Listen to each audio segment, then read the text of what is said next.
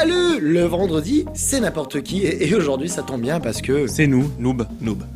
Voilà, je suis Frédéric Zolfani, alias Paradra dans la série Noob. Moi je suis Mathieu Zecchini, alias Istos dans la série Noob.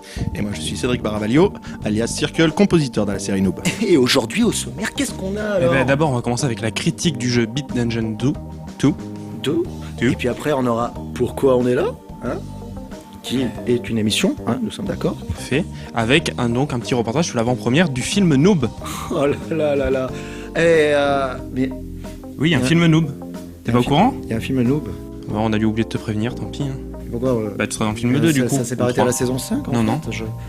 D'accord, je l'apprends. Je Mais pensais que t'étais au courant. ça tombe bien parce qu'ensuite, après, il y a les oubliés de la Play Store, un peu comme moi, quoi. Mais c'est sur les hand-free controllers, donc... mais, hein, tout de suite... Mais tout de suite, les news.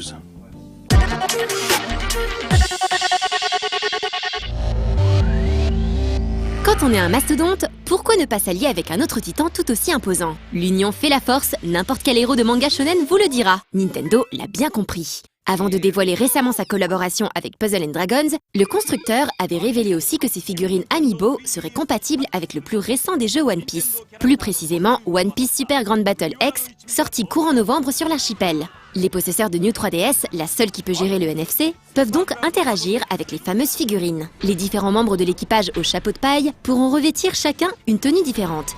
Celle de Mario ou Luigi pour Luffy, Link pour Zoro, Kirby pour Chopper, Samus pour Nico Robin, etc. 85 personnages sont jouables dans ce Smash Bros-like qui permet de jouer avec 2 héros en alternance, d'utiliser moult objets et diverses montures comme Kalou. Il est possible aussi de jouer en local jusqu'à 4 ou online. Malheureusement pour les fans de pirates, pas de date annoncée pour l'Europe. Ce qui n'est pas le cas de Pirate Warriors 3, prévu pour le 26 mars au Japon et durant l'été en Europe. On vous avait déjà montré les premières images de ce Musou-like dans l'univers de One Piece. Les fans attendront ce titre sûrement pour l'apparition des personnages les plus récents, jouant un rôle dans les événements se déroulant sur Dressrosa, avec en premier lieu Fujitora ou encore Doflamingo. L'éditeur n'étant pas avare en images, aucun doute que l'on pourra en reparler avant sa sortie l'été prochain. Princess Bride est un film de Rob Reiner sorti en 1987. L'archétype du conte de fées et du film des années 80. Un rythme comme on n'en fait plus, des personnages attachants, des répliques cultes, un classique à découvrir si vous ne l'avez jamais vu. Depuis quelques jours, de manière surprenante, l'éditeur assez casual Game Blend Studio a sorti une adaptation pour smartphone de ce film. Il sera possible de revivre sur téléphone quelques-unes de ses scènes les plus emblématiques, comme grimper les falaises de la folie ou combattre Inigo et Fezzik. Le jeu est donc disponible depuis le 7 janvier. Si le look est sympathique, 4$ pour un jeu du genre semble un peu élevé quand même pour aller casser le château. Pour pas beaucoup plus, autant se procurer le film original. Hello, mortals! I'm Zeus! Attention, dure révélation. Toute votre enfance, on vous a menti. Oui, vous pensiez connaître la mythologie grecque? Mais tout le monde avait faux. Zeus est black et il est funky. Heureusement que le studio A Crowd of Monsters est là avec son premier jeu, Funk of Titans, pour rétablir la vérité. Les titans, ces païens, croient avoir plus le rythme dans la peau que les dieux de l'Olympe et pataugent dans le rap, le rock et la pop. Zeus, toujours prompt à se courroucer, invoque donc son héros, Persée. Là aussi, un Persée bien funky et qui connaît le kung-fu. C'est lui qu'on contrôle et avec qui il faudra traverser les 3 royaumes diaboliques des titans, divisés en tout en une 40aine de niveaux, pour ramener le monde à la raison. Le jeu est sorti discrètement sur Xbox One le 9 janvier dernier. Malgré son pitch sympatoche qui prend ses libertés avec une mythologie qu'on connaît bien et sa DA cartoon, le tout semble extrêmement classique tout de même. À voir si vous voulez tenter l'expérience pour une douzaine d'euros.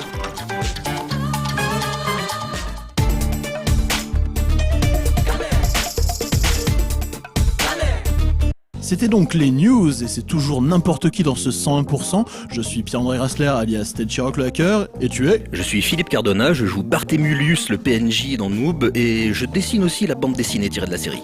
Cet homme est multitâche. Oui, je fais plein de tâches. Qu'est-ce que t'as pensé du film? Parce que toi, tu l'as vu, toi. Écoute, j'ai super bien dormi. Ah ouais, c'était génial. 1h46 de sieste parfaite. Un sommeil parfait. Voilà, je le recommande à tous les insomniaques. Oui, si Derrick c'est fini, enchaînez sur le film de Noob, c'est bien. Donc, on va se retrouver maintenant sur une nouvelle rubrique. Oui. On va se tester un petit jeu vidéo qui s'appelle Beat Dungeon 2, pas le 1, le 2. Attends, on nous a fait venir pour présenter un jeu qui s'appelle Donjon 2. Bah oui, on se refait pas, hein, on reste dans la même rubrique. Voilà, super. Génial, merci. Génial, merci. Avec ça, ma carrière sur YouPorn, elle est foutue.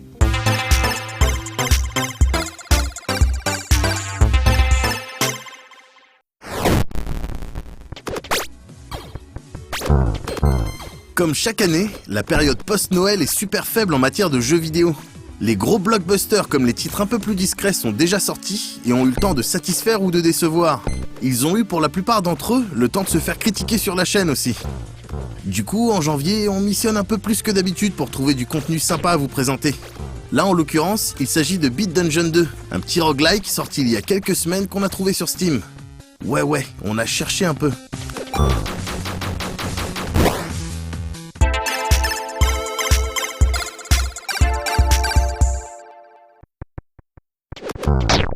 Avec son style rétro et sa progression écran par écran, Beat Dungeon 2 a clairement des allures de Zelda de l'époque.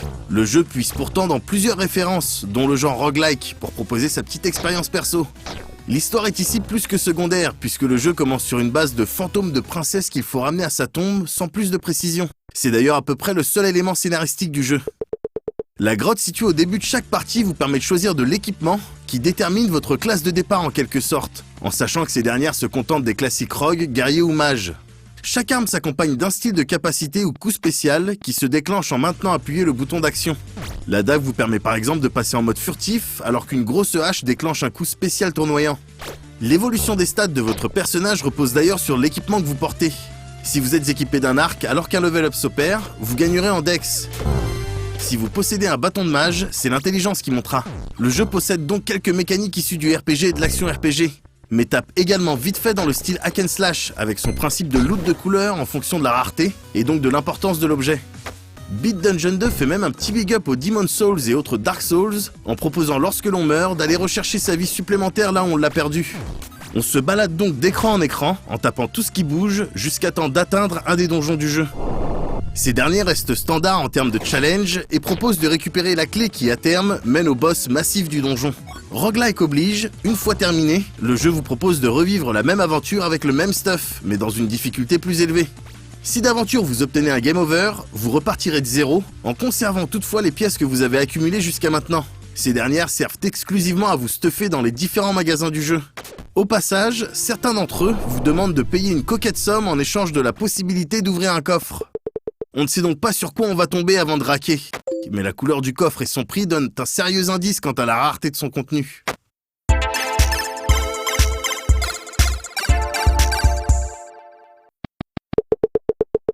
Beat Dungeon 2 possède quelques bonnes idées et est disponible à petit prix, mais ce n'est peut-être pas suffisant pour faire oublier ses grosses faiblesses, à commencer par le contenu. Le jeu ne propose en effet qu'une petite demi-douzaine de mini-donjons qu'on torche en 5 minutes et qui disposent d'agencements que l'on connaît par cœur dès la deuxième partie. La difficulté est évolutive et tente de s'adapter à notre niveau, ce qui fonctionne plutôt bien jusqu'à ce que l'on tombe sur un bon arc. Et là, le jeu ne présente plus trop de challenge. On regrette également ce choix plus que curieux de n'attribuer qu'une seule touche à toutes les actions que l'on peut faire, que ce soit pour bloquer, attaquer, parler. Utiliser une compétence, ramasser un objet ou même ouvrir un coffre, tout est basé sur une seule touche, ce qui engendre parfois un bordel monstre lorsque des ennemis décident de dropper de l'item en plein combat, dans une salle où il y a déjà un coffre par exemple. Même si le jeu n'est pas bien grand, l'absence d'une map se fait clairement ressentir, d'autant qu'on doit faire face à une faible variété dans les environnements, avec des lieux qui se ressemblent donc. Au final, si Beat Dungeon 2 peut amuser l'espace de quelques minutes, les joueurs en réel manque d'aventure en ce début d'année seront très clairement plus inspirés de ressortir les Diablo, Dark Souls et autres Zelda de l'époque pour se divertir.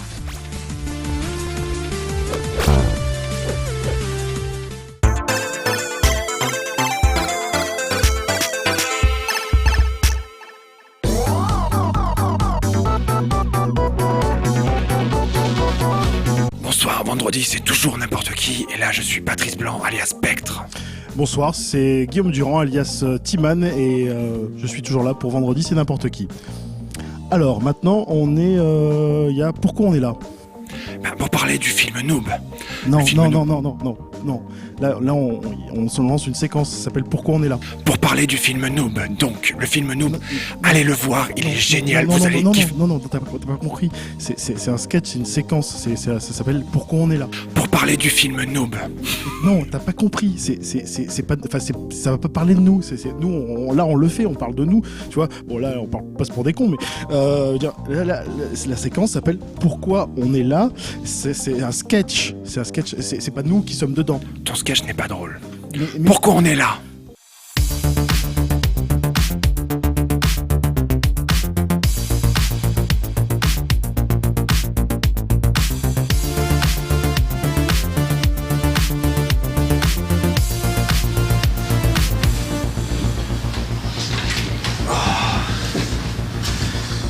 Les enfants, vous savez pourquoi on est là?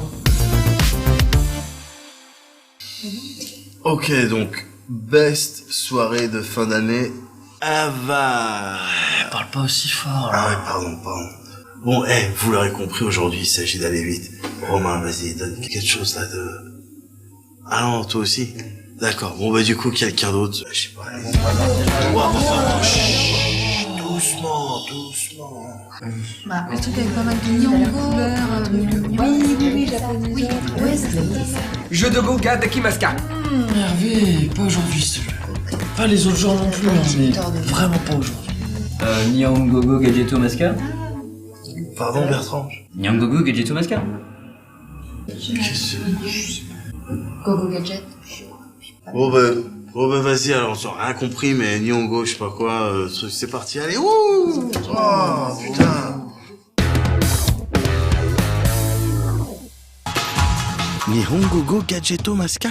Ouais, Gadget. Oui, mais c'est justement ce que je vous dis depuis tout à l'heure. Vous pensez pas qu'on devrait plutôt s'occuper de la petite et de son chien? Parce que c'est eux qui, depuis le début, en fait, ils déjouent nos plans, et puis nous, après, on n'arrive pas, et puis c'est galère. Ouais, Gadget. Non, mais en plus, c'est galère, parce que là, il est en mission à Osaka. Osaka.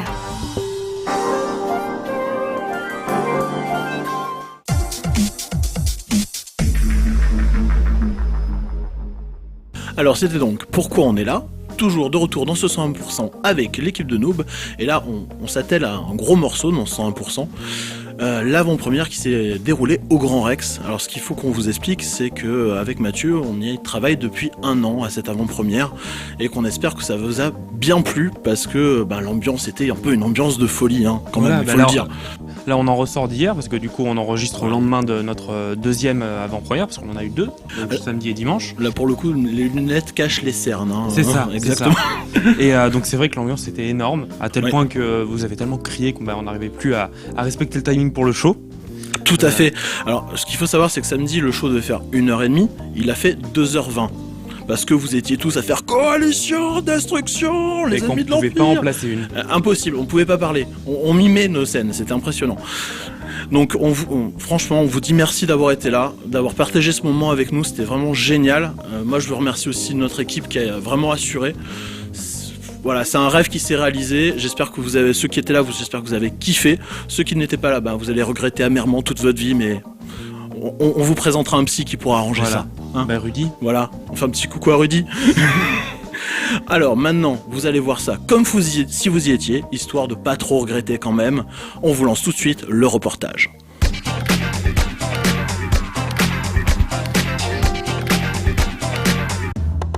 Dimanche 11 janvier. Il est 20h30, Paris vient de vivre un ouragan. 2 millions de personnes se sont rassemblées entre Répu et Nation dans un mouvement historique. Et tandis que les grands boulevards sont encore sous protection policière, le Grand Rex est ce soir aux couleurs de Noob. Et Omegazelle sur l'écran LCD géant, ça fait tout drôle. Mon nom est Max Middle et je suis un guerrier du crépuscule. En 7 ans, cette modeste petite shortcom, conçue par une équipe toulonnaise, est devenue un phénomène de la web-série, qui a soudain connu une grosse exposition médiatique lorsqu'elle a lancé un crowdfunding en mai 2013, et qu'elle se retrouva quelques semaines plus tard avec le record d'Europe, et plus de 680 000 € récoltés. C'est là que Fabien Fournier décide non pas de réaliser un film, mais plutôt une trilogie avec cette somme. On imagine la pression.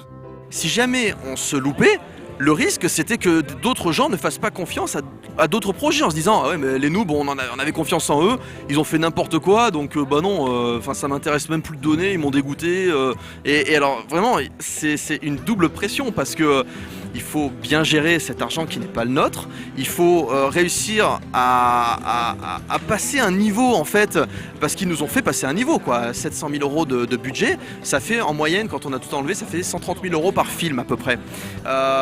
Parce qu'il y a les cadeaux qu'on va leur envoyer, il y a la TVA aussi, l'État qui au passage. Et donc voilà, il y a tout un tas de contraintes, il a fallu faire ça proprement, bien géré et proposer un contenu artistique qui soit à la hauteur de telle sorte à ce que la personne se dise « je ne regrette pas d'avoir donné » dans l'espoir qu'ensuite il aide d'autres personnes comme ils nous ont aidés nous. Avant la projection du film, l'équipe s'est fendue d'un spectacle live, convivial et interactif qui a chauffé le public comme il fallait. Une foule de fans qui se trouvaient ainsi parfaitement préparés pour la projection du film de Noob, le premier de la trilogie. Dans Noob, en fait, il y a 3 factions. Il y a les rouges qui sont la coalition, les jaunes qui sont l'Empire, et les verts qui sont l'Ordre. Et en fait, on a voulu jouer pour ce Grand Rex sur la rivalité, et on a divisé la salle en 3 couleurs. Et en fait, ils ont joué le jeu, et ils sont venus avec des codes couleurs.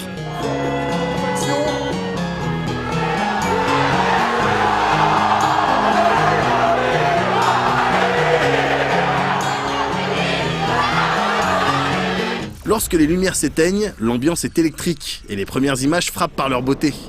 Les décors magnifiques de Normandie sont bien exploités et comme Fabien l'avait annoncé, l'argent récolté allait être utilisé pour s'offrir du matériel et augmenter la qualité technique de Noob, et non pas pour payer les acteurs. C'est donc un gigantesque film amateur, dans le bon sens du terme, qui était projeté sur l'écran géant du Grand Rex. En fait, depuis le mois de septembre, je suis en mode rush, mais vraiment le gros rush de 10h, 11h. Sur les derniers jours, c'était 15 heures par jour, vraiment. Et j'ai terminé avec une dernière ligne droite de 25 heures d'affilée, sans dormir, en mangeant quand même. Et puis, d'un seul coup, tout s'est fini. Générique de fin, encodage. Et il y a eu une sorte de calme avant la tempête. Et donc, j'avais vraiment le nez dedans, j'avais du mal à avoir du recul. Salut les noobs et bienvenue sur le blog de Gaïa. On reste dans la continuité de la série, et ce film correspond à l'intégralité d'une nouvelle saison, la saison 6 donc. On retrouve à la fois l'ambiance et les gags des MMORPG que sait mettre en valeur la série, avec des PNJ toujours présents, et bien sûr la galerie de personnages un peu à l'ouest qui a fait le succès de Noob. On en apprendra plus sur l'univers du jeu, un peu en même temps que les héros, alors que les 3 factions des joueurs devront s'unir pour faire face aux sans-âme et au nouveau mal sombre qui se répand sans discontinuer. Le rythme du film peut surprendre, il prend le temps et suit tous les personnages de la série, qui commencent à devenir presque trop nombreux. Mais ce film est aussi prévu pour être découpé en épisodes par la suite, constituant effectivement une nouvelle saison pour les habitués. L'histoire prend place dans un univers déjà très vaste, et la trame risque d'être un peu difficile à suivre pour ceux qui ne sont pas forcément dans le délire. Mais dans la salle, le public était conquis d'avance, et certaines scènes ont vraiment fait vibrer les spectateurs. Pour conclure cette journée, alors que les noms de milliers de contributeurs défilaient sur l'écran, toute l'équipe se retrouve sur scène pour échanger une dernière fois avec le public. Un échange plein de chaleur, avec beaucoup de plaisir et de sourire des deux côtés. L'impression pour les fans comme pour l'équipe de faire partie d'une même aventure, celle qui a mené Noob au Grand Rex ce jour-là. C'est une équipe toujours qui... Il n'y a pas de grosse équipe technique en fait derrière, donc ça reste le même esprit, mais grâce à la communauté, avec de meilleurs moyens. Et c'est vrai que, vivre un Grand Rex... c'est Grand Rex quoi, je ne suis jamais venu dans cette salle, j'y viens pour la première fois pour voir mon propre film. C'est un truc hallucinant, alors que le Grand Rex, je connais de réputation quoi, donc... Et surtout, c'est important, c'est qu'on avait nos familles pour la première fois. C'est rare que nos familles, parce qu'en convention, elles viennent rarement, c'est pas trop leur univers, etc. Le Grand Rex, c'est une salle qui est neutre en fait, c'est pas... Voilà, c'est ça. Et c'est vraiment une salle où on a pu inviter nos familles dans de bonnes conditions. En plus, on est super bien installés, etc. Et donc, on avait à la fois nos fans, à la fois notre famille, à la fois les amis aussi de nos familles qui disent « Oui, mon enfant, il fait ça, et il y a plein de monde qui vient le voir. » Ouais, c'est ça. Et du coup, là, ils ont pu voir l'ambiance, etc. Donc, ça a surpris vraiment beaucoup de gens. Et nous, on était doublement émus, à la fois par rapport aux fans, à la fois d'écrire cette nouvelle page de l'histoire entre copains, et aussi de montrer à nos familles que... Oui, on fait les idiots dans la forêt, mais voilà, c'est quand même une aventure qui vaut la peine.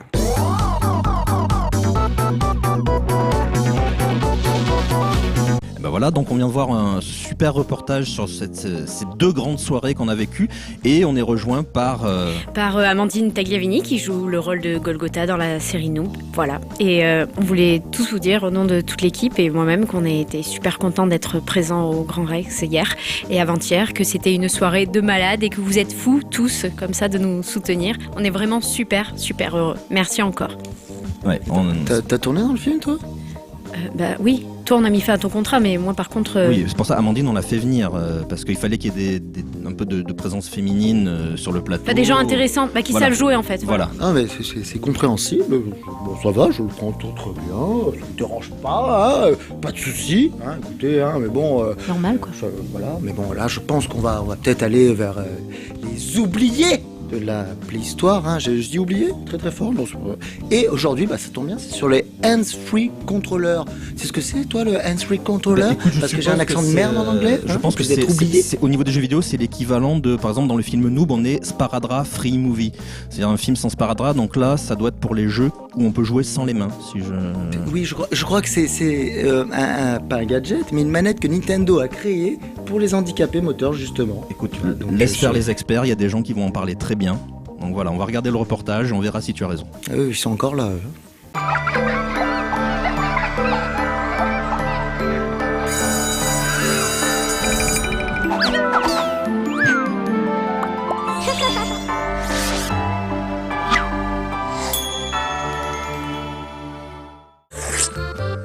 Mes chers enfants, pour commencer, si je vous dis jouer aux jeux vidéo sans les mains, à quoi pensez-vous?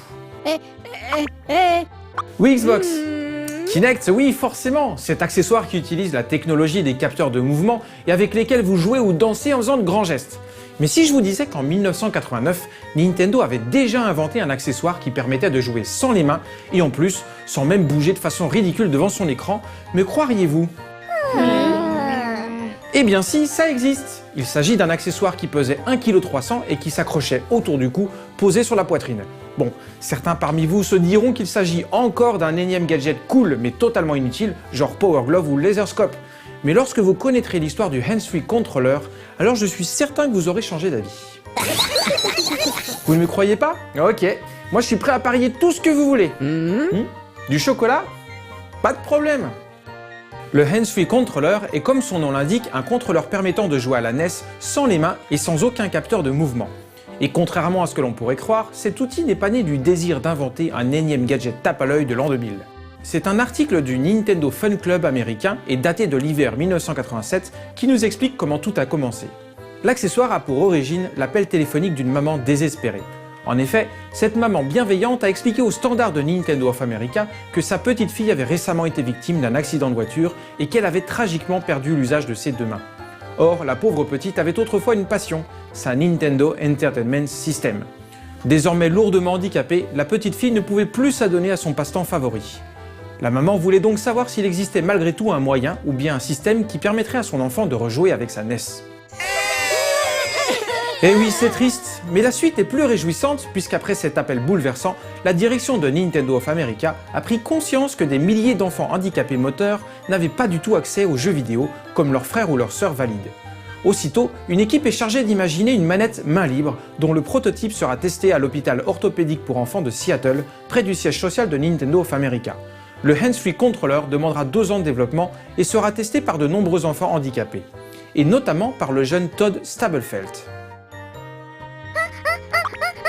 Oui ou une question? Qui sait? Eh bien si vous voulez savoir, je vais vous le dire. Todd Stabelfeld est un jeune américain né en 1979 et lui aussi victime d'un terrible accident. Alors qu'il jouait en cachette avec son cousin avec une arme à feu, un coup est parti, touchant Todd à la moelle épinière. L'enfant survivra à ses blessures, mais il deviendra, à 9 ans seulement, tétraplégique. Cette histoire, comme tant d'autres avant et après, a relancé le débat sans fin sur l'accessibilité des armes à feu aux USA, et pendant un temps, Todd Stabelfeld est devenu malgré lui le symbole de cette guerre contre les armes à feu. Une fondation à son nom a même été rapidement créée et l'enfant sera appelé pour participer activement au test du prototype du hands-free controller. L'enfant que l'on voit sur toutes les boîtes et les publicités du hands-free controller, c'est donc lui, Todd Stabelfeld. Oui 3DS, je t'écoute. Ah bah j'allais justement vous expliquer comment cet accessoire s'utilisait. L'équipe R&D de Nintendo of America a fait preuve d'une très grande ingéniosité en développant le hands-free controller. En effet, en guise de croix directionnelle, les médecins ont placé une tige terminée par une mentonnière qui se place, vous l'avez deviné, sous le menton du joueur. Pour contrôler un avatar, seul un minimum de dextérité de la tête et du cou était donc nécessaire. Ensuite, les boutons Start, Select et A et B de la manette étaient activables grâce à un tube facilement lavable et dans lequel on pouvait souffler. Et oui, il était possible de configurer l'utilisation du tube, mais en quelques mots, pour activer le bouton A, il fallait souffler un coup bref, tandis que le bouton B était enclenché en aspirant un coup sec. Et pour les boutons Start, Select, même principe, mais en soufflant ou inspirant plus fort. Bref, ce système hyper ingénieux présentait toutes les fonctions d'une manette NES, mais accessible à une personne ne pouvant pas utiliser ses mains. On imagine alors la joie des enfants handicapés qui pouvaient eux aussi s'adonner aux jeux vidéo comme les autres membres de leur famille. Oui Vita. Eh oui, le hands-free controller était vendu, et même en France. Mais laissez-moi vous expliquer. Le hands-free controller est sorti en avril 1989 aux États-Unis et était vendu à prix coûtant, c'est-à-dire $120, uniquement par correspondance auprès de Nintendo. L'accessoire était ensuite envoyé sous 4 à 6 semaines aux familles en ayant fait la demande. Nintendo ne gagnait donc pas d'argent dessus. Mais figurez-vous mes enfants qu'en France, le hands-free controller était carrément gratuit. Nos anciennes recherches nous ont permis de découvrir il y a quelques années que le hands-free controller avait été importé dans l'Hexagone et que 2 personnes de Nintendo France étaient chargées, à partir de 1992, de faire connaître ce produit aux hôpitaux. On nous avait expliqué que le hands-free controller avait rencontré un vif succès, car ses vertus ludiques et même thérapeutiques étaient largement prouvées. Mais très récemment, Thomas Marchand, playhistorien membre de la très sympathique association française RetroTaku.com, a trouvé dans la réserve de la maison d'accueil spécialisée Handy Village un exemplaire du meuble hands-free controller. Et à l'intérieur, il a mis la main sur toute une série de documents et notices exceptionnels liés au hands-free controller. On y trouve des infos inédites, comme par exemple qu'en à peine un an, plus de 160 hôpitaux et centres de rééducation français étaient déjà équipés. Oui PS4, je t'en prie. Ah, la question qui tue. Le hands-free controller était-il un énième gadget ou bien était-il fiable? Parmi les documents retrouvés par l'association RetroTaku.com, on notera la présence d'un épais bouquin détaillant plus d'une centaine de jeux testés par les équipes de Nintendo France à l'usage du hands-free controller. On y découvre donc sans surprise que certains types de jeux sont évidemment plus adaptés que d'autres. Les jeux d'aventure, de stratégie et de puzzle sont ainsi plus jouables que les titres d'action purs comme Batman et autres Double Dragon. Par exemple, pour l'utilisation du hands-free controller, le document conseille un Adventures of Lolo ou bien un Clu Clu Land plutôt qu'un Dragon Slayer. Bon, cela dit, même avec une manette normale, Dragon Slayer est injouable, alors bon. Vous l'avez compris, cette bible du hands-free controller propose donc une tonne de bancs d'essai répertoriant les jeux en fonction de leur accessibilité. Elle explique comment manier certains logiciels, mais donne aussi des commentaires parfois très intéressants, comme celui concernant la cartouche Super Mario Bros. On peut par exemple y lire « Le maniement du hands-free controller n'est pas de première simplicité lorsqu'on n'a pas l'habitude, notamment lors des changements de trajectoire ou lorsqu'on veut stopper. Le personnage fait environ 2 pas de plus. Faire donc très attention, surtout au niveau des gouffres. » Oui Xbox, une question? Eh bien si ma chère Xbox, ils y ont pensé. Les joueurs n'auront pas besoin de s'essouffler jusqu'à l'asphyxie pour contrôler des jeux qui demandent que l'on appuie en continu sur un bouton d'action. Ce fameux guide donne par exemple une explication concrète dans son test de jeu de course Days of Thunder.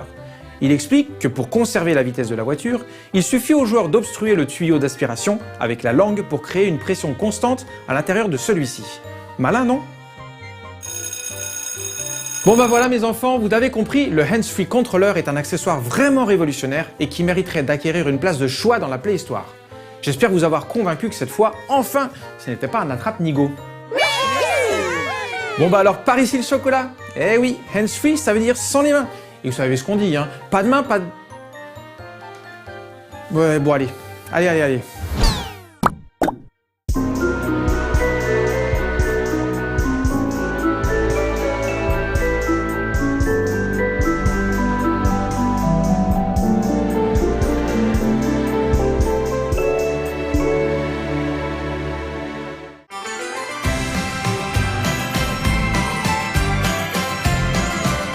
C'est donc la fin de ce 101%, et ce soir, 20h30, prime time, dans votre télé à vous, le film de Noob.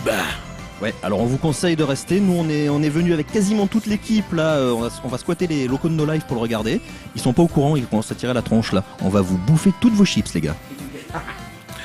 Allez, il y a même une bande Street Fighter 3. Bah reste là toi. Bon, éclatez-vous bien, merci à vous tous, et allez, un petit plaisir pour la route. Coalition Destruction. Les ennemis de l'Empire doivent périr. L'ordre est infini. L'ordre